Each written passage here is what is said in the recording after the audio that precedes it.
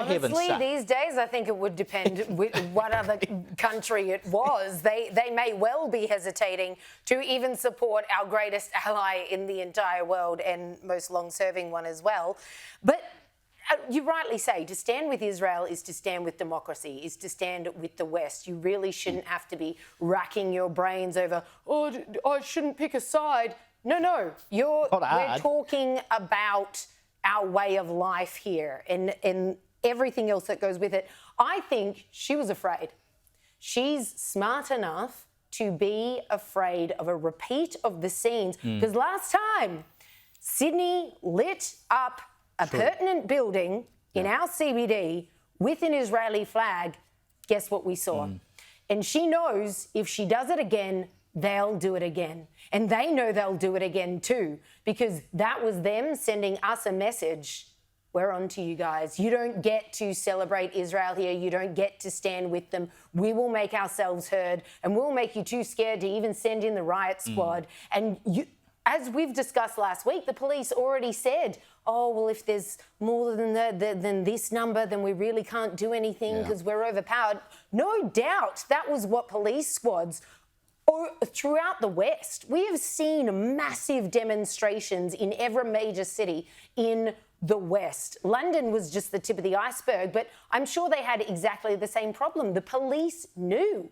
We can't intervene here. We will start an outright war in our streets right here and now. Well, speaking of those protests, check out this footage I'll show you in just a moment from a train trip here in Sydney last Saturday. Now, there are a lot of people on the train, many of whom were going to Hyde Park for a pro-Palestinian rally, when all of a sudden, over the loudspeaker system, the driver of the train says, quote, "We love you all. Here's a song for you guys." And he puts on a song by Arab Idol winner. And the lyrics go, "Keeping my oath, following my religion, you will find me in my land. My blood is Palestine." Here it is.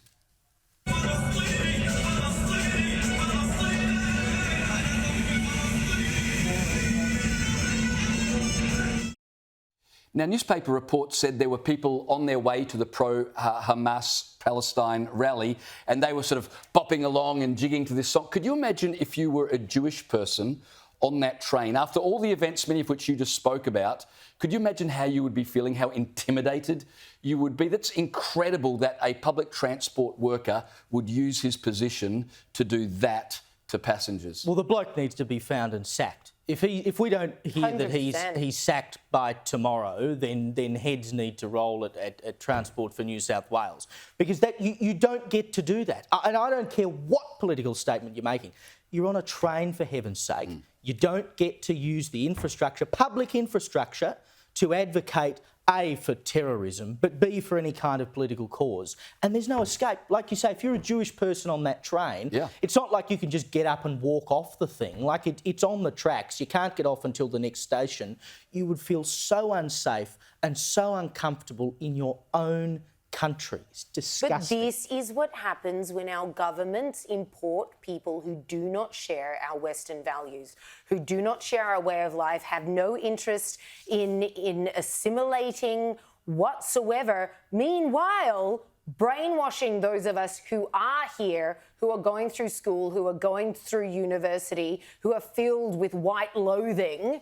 It is a natural occurrence now. It's like, you have done this, you have facilitated this, and I dare say we're only going to see more and more of it, because this conflict isn't going to be over very quickly, and these protesters aren't going to go away. They will probably grow in number, because every capitulation to the left emboldens it. So we had that rally, that went well. We hosted a street party on the day of this massacre. No one laid a finger on us.